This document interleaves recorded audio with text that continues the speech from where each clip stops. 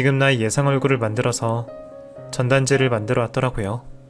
엄마, 우리 마지막으로 한 번만 더 해봐요. 혹시 모르잖아요. 아버지 돌아가시기 전에 소식이라도 찾을 수 있을지. 제 친구들에게도 부탁해놨으니 엄마도 혼자 걱정하지 마세요. 지웅이, 너는 어떻게 이런 생각을 했니? 그래, 우리 아버지를 생각해서라도 한 번 더 노력해보자. 아들은 사비를 들여 전단지를 만들었고 출퇴근길에 매일 전단지를 뿌리고 다녔습니다. 주말이면 지방까지 내려가서 하루 종일 그러고 다녔던 모양이더라고요. 아들이 열심히 하는 모습을 보니 저 역시도 가만히 있을 수는 없었습니다. 남편을 간호하면서 시간이 날 때면 여기저기 딸아이의 소식을 수소문하고 다녔어요. 혹시나 하는 마음에 몇 번이고 다시 연락을 돌렸었죠. 그렇다고 여태 없던 소식이 갑자기 들려오게 될지 사실 큰 기대는 없었습니다. 그런데 정말 기적 같은 일이 일어나고 말았습니다.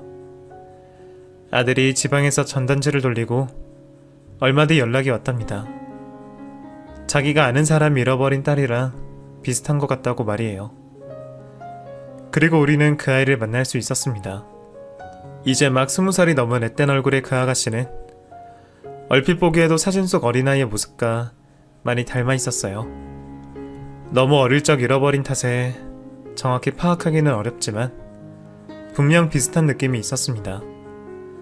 하지만 닮은 얼굴보다 확실한 것은 남편의 기억 속 딸아이가 가진 특징들이었어요. 남편의 딸은 어릴 적 다쳐서 귀 뒤쪽이 찢긴 상처가 있었고 발바닥에 특이한 점이 있었는데 정말 신기하게도 그 아가씨에게도 정말 똑같은 상처와 점이 있었습니다. 우리는 곧장 남편에게 사실을 알렸고 두 사람은 오랜 시간 이야기를 나누었습니다. 그리고 남편은 드디어 딸을 찾았다며 참 좋아했습니다. 두 사람은 오랜 기억을 추억하며 감동적인 재회를 하게 되었습니다. 부녀가 눈물의 재회를 하는 모습을 보고 저희도 참 기뻤어요. 여태 무사히 살아서 이렇게 다시 남편 앞에 나타나줘서 참 고마웠습니다. 얘기를 들어보니 그 아이도 참 고생이 많았던 모양이에요.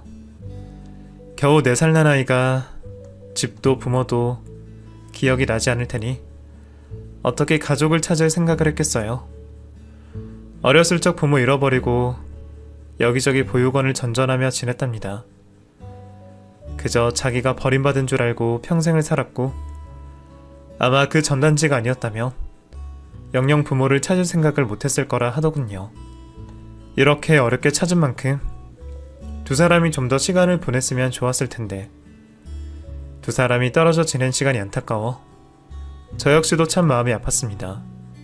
그런데 두 부녀의 감동적인 재회도 잠시 남편은 마지막으로 딸을 보기 위해 버텼던 것인지 남편은 갑작스럽게 상태가 악화되며 결국 우리 가족의 곁을 떠나고 말았습니다.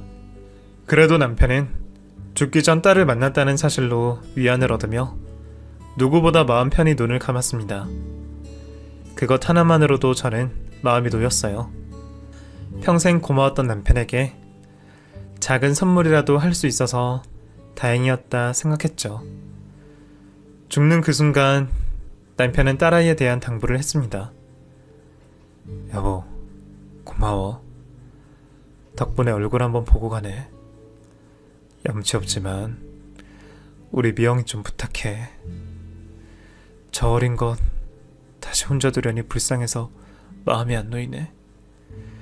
힘들겠지만 가끔씩 들여다봐주고 챙겨줬으면 좋겠어. 마지막까지 당신한테 이런 부탁이나 해서 미안해. 그게 무슨 말이야. 당신은 별 걱정 다 한다. 당신 딸이면 내 딸인 거지. 내가 설마 미영이 저대로 그냥 나몰라라 할까봐? 당신은 나를 뭐로 보고 그런 걱정을 해. 당신 없어도 미영이 내가 챙기고 시집도 잘 보낼 테니까 아무 걱정하지 마. 그동안 당신한테 받은 만큼 당신 딸한테 돌려줄 거야. 그러니까 당신은 아무 걱정하지 마. 저는 남편과 마지막 약속을 나눴고 정말로 미영이를 제 딸로 품었습니다. 갈 곳 없이 여기저기 떠돌던 아이를 집으로 데려와 예쁜 방을 꾸며주었죠. 남편이 죽고 피 한 방울 섞이지 않은 식구들이었지만 우리들은 누구보다 서로를 가족처럼 여기기로 했습니다. 이미 다 커버린 자식을 어찌 대해야 할지 어렵기도 했지만 미영이가 착한 덕분인지 우리 모녀는 어렵지 않게 가까워질 수 있었습니다. 미영이는 엄마라 부르며 저를 곧잘 따랐고 저는 처음으로 얻은 딸 덕분에 참 행복했습니다. 아들만 있을 때는 몰랐던 즐거움들이 있더라고요. 게다가 남편이 죽고 얼마 뒤 아들 6까지 결혼을 하며 집에 미영이와 둘만 남아 서로를 보듬어 주게 되었습니다. 그 뒤로 긴 시간이 흘렀고 그 사이 우리 미영이도 좋은 남자를 만나 시집을 보냈습니다. 아들, 딸 모두 자식들을 낳아 적적한 제게 예쁜 손주들을 안겨주었네요. 결혼 잘못해서 고통으로 얼룩졌던 내 삶에 새 남편 만나서 분에 넘치게 행복했고 남편 덕에 뒤늦게 딸도 얻고 앞으로 남은 여생도 예쁜 손주들 보며 편안하게 지낼 수 있겠다 싶었죠. 그만하면 괜찮은 삶인 것 같았습니다. 하지만 사고는 왜 예고도 없이 찾아오는지 그러던 와중에 우리 식구에게 큰 병고가 생기게 되었습니다. 그날은 우리 딸이랑 며느리가 둘이 같이 볼일을 보러 간다고 애들을 다 우리 집에 맡기고 나갔던 날입니다. 평소에도 자매처럼 잘 지내는 아이들을 보며 항상 뿌듯했는데 어쩌다가 둘이 나가서 사고가 난 건지 웃으며 나갔던 며느리가 그만 교통사고를 당하고 말았습니다. 그 소식을 듣고 온 가족이 황급히 병원으로 찾아갔죠. 며느리는 이미 수술실에 들어가 있었고 딸아이가 안절부절 못하며 수술방 앞을 서성이고 있었습니다. 미영아, 이게 대체 어떻게 된 일이냐? 어떡해요? 저 때문에 언니가... 저 때문에... 대체 무슨 일이 있었던 건지 미영이는 자기 탓이라며 말도 제대로 하지 못했고 나중에서야 앞에 차가 오는 것을 보지 못하고 길을 건너다가 사고가 났다는 것을 알게 되었습니다. 보행자 신호였는데 보지도 않고 달려온 가해 차량의 과실이었어요. 수술 후 금방 회복할 줄 알았던 며느리는 머리에 이상이 있는지 끝내 의식이 돌아오지 않았고 결국 식물인간 판정을 받고 말았습니다. 하루아침에 벌어진 사고에 온 가족들은 큰 충격을 받았고 모두들 힘들어했습니다. 아들이야 말할 것도 없었고 딸도 참 괴로워했습니다. 사고 현장에 같이 있었던 탓인지 차 때문에 벌어진 사고가 다 자기 때문이라며 자책만 하는 겁니다. 대체 이게 무슨 일인지 저는 힘들어하는 아이들을 보며 뭘 어찌 해줄 수 없어 미안하기만 했습니다. 그 뒤로 식구들은 돌아가며 며느리를 보살피게 되었고 특히나 미영이가 참 열심히였어요. 틈이 날 때마다 아들 집에 가서 청소해놓고 음식 해놓고 조카들도 자기 자식처럼 보살폈죠. 환자 병수발도 얼마나 열심히 하는지 지오빠도 혼자 힘들어하는 일을 딸은 혼자 척척 해내더군요. 욕창 걸릴까 매번 자세를 바꿔가며 젖은 수건 마른 수건 번갈아 열심히 몸을 닦였습니다. 나는 늙어 힘에 부쳐 못하고 지오빠도 회사 생활 때문에 바빠서 못하는데 집에서 살림하는 자기가 하겠다며 누가 시키지도 않았는데 먼저 나서서 지 올케를 그리 열심히 챙겼습니다. 저야 병원 가서 정돈이나 좀 해주고 하는 게 전부였지 딸애처럼 그렇게는 못했어요. 바쁜 중에도 올케 병간호까지 하고 아들도 참 고마워했을 겁니다. 가족들의 정성을 봐서라도 며느리가 하루빨리 일어나주면 좋겠는데 어쩐 일인지 며느리는 도통 깨어날 생각이 없었습니다. 그 뒤로 벌써 5년이라는 시간이 흘렀고 손주들은 벌써 중학생, 고등학생이 되어 있었네요. 누워있는 며느리도 짠하고 누워있는 엄마 그리워하는 애들도 안타까웠습니다. 가끔은 다 늙은 내목 주고 우리 며느리가 일어나길 바란 적도 있었습니다. 저뿐만 아니라 온 가족이 우리 며느리가 깨어나기만을 바라고 바랬습니다. 그런 가족들의 염원이 하늘에 닿았을까요? 우리 며느리는 꼬박 5년 만에 기적처럼 의식을 되찾게 되었습니다. 마침 딸아이가 수험생인 조카들 챙긴다고 오빠네 집에 가 있었고 제가 잠시 며느리 곁을 지키고 있었어요. 저는 며느리 손발 닦아주고 병실을 정돈하고 있었죠. 그런데 무슨 기척이 들리더니 얼마 뒤 며느리가 눈을 뜨고 저를 쳐다보는 게 아니겠어요? 순간 저는 제가 깜빡 잠에 들어 꿈이라도 꾸는 줄 알았습니다. 다급히 의사를 불렀고 그 소식에 아들을 먼저 병원으로 불렀어요. 며느리는 한참 만에야 의식이 온전히 돌아올 수 있었고 그제서야 다른 식구들에게 소식을 알렸습니다. 간혹 의식이 소실되는 경우도 있다던데 온전히 돌아오게 되어 얼마나 다행이었는지 몰라요. 그런데 다른 식구들이 오고 있는 중에 며느리가 저와 아들에게 입을 열었습니다. 어머니, 꼭 들으셔야 할 게 있어요. 너무 놀라시면 안 돼요. 몸도 성치 않은 애가 무슨 말을 한다고 그러냐? 우선 몸부터 챙기고 천천히 해라. 아니에요. 중요한 얘기니까 바로 들으셔야 돼요. 이제 막 깨어난 애가 무슨 일 때문에 이렇게 야단인지 곧이어 듣게 된 얘기에 저는 물론이고 아들까지 충격을 받을 수밖에 없었습니다. 어머니, 아가씨, 아니 그 여자 아버님 친딸 아니에요. 가짜 딸이라고요. 사고가 있던 그날 제가 그 얘기를 알게 되고 그 여자랑 저랑 실랑이 하다가 사고가 난 거예요. 저는 바로 사실을 알리려고 했는데 그 여자가 자꾸 붙잡는 바람에 정신없이 뛰쳐나갔다가 사고가 난 거예요. 그 여자 가짜라고요. 아니 그게 무슨 말이니? 가짜라니. 그럴 리가 없어. 너희 시아버지가 죽기 전에 확인하고 갔는데 그때 아버님이 급하게 돌아가시는 바람에 유전자 검사도 못하셨다면서요. 그럼 확실하게는 모르시는 거잖아요. 게다가 그 여자 처음부터 자기가 가짜인 거 알고 접근한 거예요. 자기는 다 알고 있었다니까요. 누군가랑 얘기하는 거 보고 제가 알았어요. 사실 전에도 뭔가 이상하다 싶어서 저도 긴가민가 했는데 제가 몰래 들었다고 놀라서 난리치는 걸 보면 사실이 맞잖아요. 어쩜 그 긴 시간을 속일 수가 있는지. 사실 우리가 그때 미영이를 찾고 얼마 가지 않아서 남편이 죽는 바람에 유전자 검사까지는 받지 못했습니다. 애초에 남편이 맞다고 하니까 딸이 맞구나 생각했지 설마 아닐 거라고는 생각도 하지 못했습니다. 상처나 신기한 점까지 누가 보더라도 딸이 맞구나 생각했을 거예요. 그런데 이제 와서 미영이가 남편 친딸이 아니라니 가족들은 또다시 큰 충격을 받을 수밖에 없었습니다. 결국 20년의 세월의 비밀이 며느리를 통해 드러나게 되었네요. 미영이 걔가 그럼 처음부터 사기를 친 거야? 세상에, 나는 그것도 모르고. 그럼 이걸 어떻게 해야 되나? 경찰에 신고를 해야 되나? 발만 동동 굴리던 그때 병실을 열고 미영이가 들어왔습니다.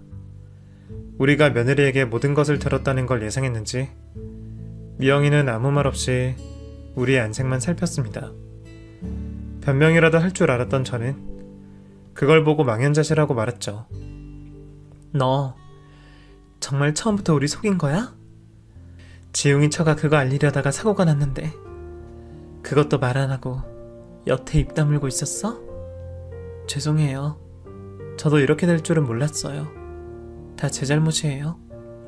너 어떻게 우리한테 그럴 수가 있어? 어떻게 그런 일로 사기를 치니? 대체 뭘 원해서 그랬어? 남편이 곧 죽는다니까 유산이라도 어떻게 하고 싶었니? 그래서 여태 가족처럼 옆에 붙어 있었어? 20년간 우리를 속였다는 사실에 화가 난 저는 결국 그 자리에서 경찰에 딸을 신고하게 되었습니다. 사기죄로 말이에요. 그러자 미영이는 무릎을 꿇고 눈물로 호소를 하더군요. 제가 죗값 받는 건 상관없어요. 근데 제발 제 진심은 알아주세요. 돈 때문에 그런 것도 아니에요, 저는. 미영이의 진짜 친부모님은 미영이가 8살이 되던 해에 이혼을 했고 그 뒤로 친모의 손에 방치되듯 자라다가 결국 보육원에 버려졌답니다. 애초에도 좋은 부모는 아니었던 모양인지 어린 시절 겪은 상처들 때문에 그 뒤로도 늘 불안하게 살았고 20살이 되어 시설에 나오게 된 뒤로는 오갈 곳 없이 거리를 전전하며 살았답니다. 그날도 어디서 자야 하나 고민을 하다가 그 전단지를 보게 되어 우리에게 연락을 했던 거였답니다. 그 아이의 사연도 안타까웠지만 그렇다고 곧 죽음을 앞둔 남편과 우리 가족들 앞에서 뻔뻔하게 거짓말을 말한 미영이가 도저히 용서되지 않았습니다. 처음부터 이러려고 한 건 아니었어요. 처음에는 누가 전단지를 보고 저랑 닮았다 그래서 호기심에 연락해봤어요. 그냥 나랑 닮은 애를 찾는 부모는 누굴까 궁금해서 만났는데 그러다가 돌아가실 분 앞에서까지 거짓말을 해버렸고 그 뒤로는 돌이킬 수 없었어요. 가족들이 저를 딸로 생각하고 잘해주시니까 가짜인 걸 알면서도 그걸 밝힐 수가 없었어요. 정말 다른 걸 원해서 그랬던 건 아니에요. 언니한테 들키게 되고 저도 언니나 가족들에게 제대로 설명하고 싶었는데 저 때문에 언니가 그렇게 되고 그 자리에서 그런 얘기를 할 수가 없었어요. 언니가 깨어나면 말해야지 하면서 언니가 무사히 깨어나기만을 기다린 거예요. 그렇다고 어떻게 온 식구들을 속일 수가 있어요? 아가씨는 그게 말이 된다고 생각해요? 차라리 처음부터 얘기를 했어야지. 결혼할 때 받을 거 다 받고 식구처럼 지내놓고 바라는 게 없었다고요? 어머니는 이해가 되세요? 모르겠다 나도. 그러다 얼마 뒤 경찰이 도착했고 충격을 받아 힘이 빠진 제 대신 아들이 경찰서로 가서 조서를 작성했습니다. 아들도 정신이 없는지 경찰이 알려주는 대로 했다 그러더라고요. 아들이 없는 동안 저는 며느리와 많은 얘기를 나눴어요. 너 누워있는 동안 미영이가 참 지극정성이었다. 그땐 그냥 니들이 자매처럼 잘 지내서 사고는 가해자 잘못이고 안타까운 마음에 그러는 줄 알았지. 걔가 설마 죄책감에 그런 줄은 몰랐어. 근데 아무리 죄책감에 그랬다 그래도 참 정성이었는데 나도 걔가 무슨 생각인지 잘 모르겠구나. 어쨌든 네가 사고가 나게 되어 미안하다. 어머님 잘못은 아니죠. 사실 따지고 보면 그 여자 탓도 아니고요. 제가 뛰쳐나가다가 사고가 난 건데 저도 누구 탓을 하겠어요. 얘기해주겠다 할 때 차라리 얘기라도 들을걸. 그땐 저도 너무 충격을 받아서 듣지도 않고 뛰어나가버렸네요. 미영이가 그동안 병수발 들었다는 얘기에 며느리도 저만큼이나 속이 답답한 모양인지 사기로 고소하고 피해보상 받아야 한다며 난리치던 애가 갑자기 조용해지더라고요. 대체 어떤 모습이 그 아이의 진심인 건지 저도 쉽게 알 수가 없었습니다. 경찰서에 갔던 아들이 돌아오고 식구들이 다 모여서 얘기를 나누는데 피해 보상을 어떻게 받아야 할지 모르겠는 겁니다. 지난 20년 세월을 가족으로 살았으니 어떻게 한쪽만 받고 살았겠어요. 결혼할 때 제가 도와주기는 했지만 제가 나이 들어서는 받은 게 더 많은 것도 같네요. 그런 걸 생각해보니 미영이 말대로 걔가 정말 돈 때문에 우리한테 접근한 건 아닌가 싶은 생각이 들더라고요. 나중에 나 죽고 나서 유산을 탐내는 건 아닌가 싶어도 유산으로 물려줄 만한 것도 별로 없었습니다. 지금 제가 살고 있는 집 하나가 전부인데 그것도 제가 주택연금을 타먹고 있으니 내가 죽고 나면 얼마나 남을지도 모르죠. 그것도 미영이가 알려줘서 하게 된 건데 걔가 진짜 돈이 탐났으면 자기 손해볼 짓을 했을까요?